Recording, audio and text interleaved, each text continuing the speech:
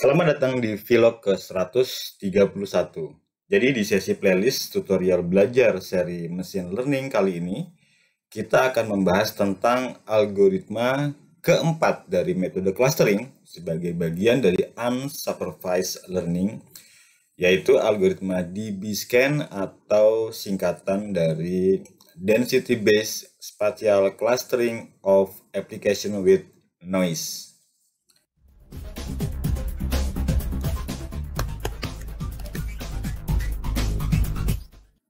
Nah, dari ketiga algoritma clustering yang sudah pernah kita bahas sebelumnya, rasa-rasanya DB-Scan ini algoritma runner-up yang termudah kedua selain algoritma K-means. Sintaksnya pun mirip-mirip dengan K-means, tapi agak berbeda sedikit dengan konsepnya.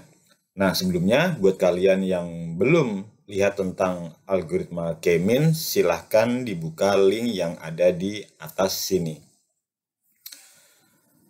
Bicara tentang konsep dari algoritma DB-Scan yang berasal dari singkatannya ya, Density Based Clustering, artinya cluster dibentuk atas dasar density atau kerapatan.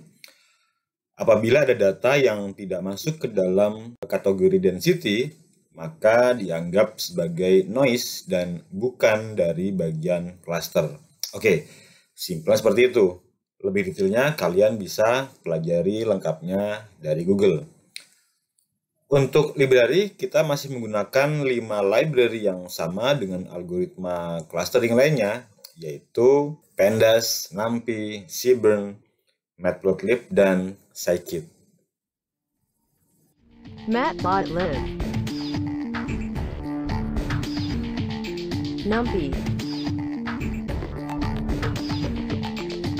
Pandas, Scikit, Seaborn. Oh iya, misi di video kali ini pun juga masih sama, yaitu memprediksi ada di klaster manakah ketika ada inputan data yang dimasukkan. Data yang digunakan pun juga masih sama, berasal dari vlog 101 Dalmatian, yaitu data sejumlah 200 row yang berasal dari visitor mall dengan data seperti usia, gaji, dan skala belanja. Lebih detail tentang vlog 101 yang aslinya itu adalah brain learning ya, bukan machine learning. Kalian bisa lihat linknya yang ada di atas ini.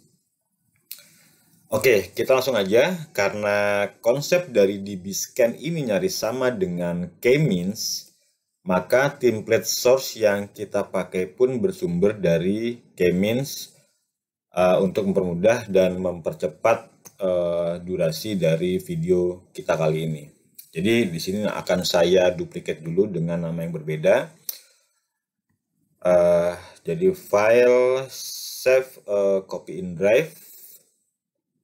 Kemudian saya akan tutup yang tadi. Terus di sini saya akan ganti dengan nama DB-Scan coba. Oke.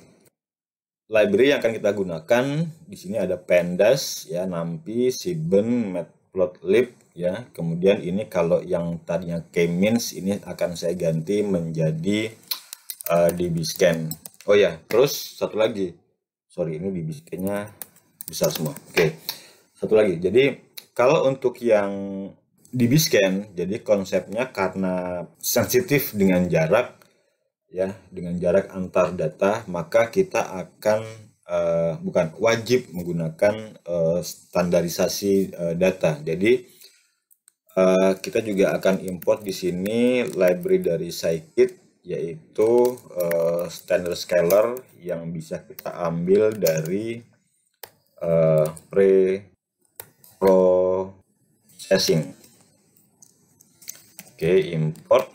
Kemudian yang kita ambil adalah standar scalar. Oke, kita run dulu di sini. Saya sambil nunggu. Untuk data tadi juga sudah saya sampaikan, ini masih sama, berasal dari vlog 101, cuman data frame-nya akan saya ganti dengan vlog 131. Oke, langsung aja kita run dan sudah terload ya sekarang. Oke, berikutnya adalah kita memasukkan ke variabel X ya untuk data yang mau kita train. Jadi vlog 131, kolomnya pun juga masih sama. Nah, kemudian untuk yang data targetnya ini juga kita masih sama, tinggal kita ganti ke vlog 131. Untuk plottingnya pun juga tidak ada perubahan, kecuali ini data kita ambil dari vlog 131. Oke, kita run dan hasilnya standar seperti ini, sama dengan model-model dari algoritma yang sebelumnya. Oke, sekarang menginjak ke sel berikutnya adalah processing. Jadi untuk tadi saya bilang ya, kalau di Biscan ini membutuhkan minimal ada 2 parameter, yaitu namanya epsilon sama minimal sampel ya. Jadi untuk epsilon ini gunanya untuk menentukan atau menghitung jarak terdekat antar data, sementara untuk minimal sampel digunakan untuk berapa sampel yang akan diambil dalam sebuah cluster. Nah, jadi di sini yang akan saya ubah adalah untuk baris kedua ya. Kalau baris pertama itu masih sama. Ini akan saya ganti dengan reduksi dari skala. Jadi saya akan ambil di sini adalah standard scalar ya. Kemudian di sini selanjutnya adalah fit transform. Yang saya ambil adalah variabel X. Jadi ini akan dirubah menurut standarisasi dari library scikit.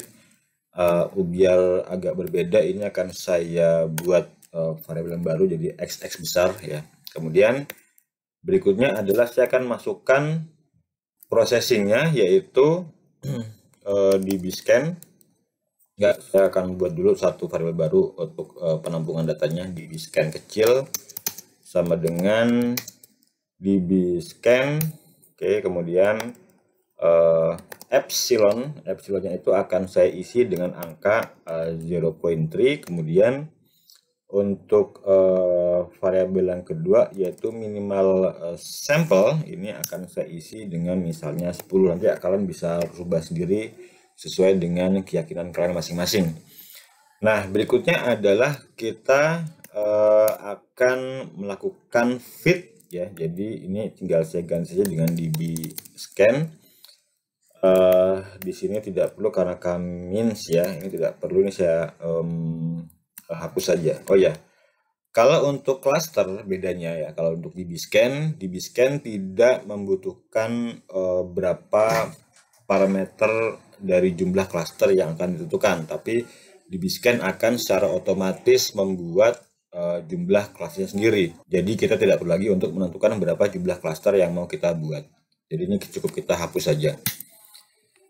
Oke, di sini kita langsung tinggal run saja. Kalau tidak ada problem, di sini yang akan kita fit adalah data yang XX ya, yang sudah di standar scalar. Kita run ulang saja. Oke, selesai. Jadi untuk yang sel berikutnya ya, di sini untungnya di Biscan masih punya variabel labels yang digunakan untuk melakukan clustering secara otomatis. Jadi di sini saya tinggal mengganti dengan dbScan saja. Ini pun juga masih sama. Jadi nilai dari cluster yang telah dipredik akan dimasukkan ke dalam sebuah kolom baru, yaitu kolom cluster di data frame 131 seperti ini. Oke, sekarang kita tinggal run saja. Oke, hasilnya akan muncul seperti ini ya. Ini kalau saya tarik, ini ada yang kurang. Ini dbScan ya. Oke, kita run ulang lagi.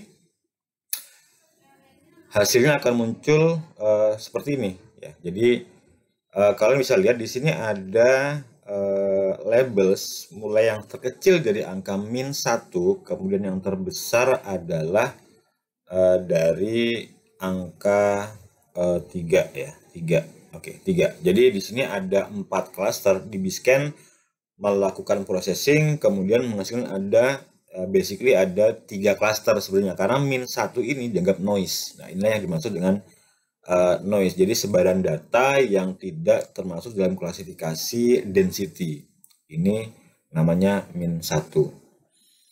Oke, berikutnya adalah kita melakukan plotting ya seperti biasa. Jadi untuk plotting sendiri di sini tidak mengalami banyak perubahan. Saya hanya tinggal mengganti data frame-nya dari 128 menjadi 131. Kemudian marker sama. Nah, untuk yang center dan plotting untuk centernya akan saya hapus karena tidak ada di Bscan.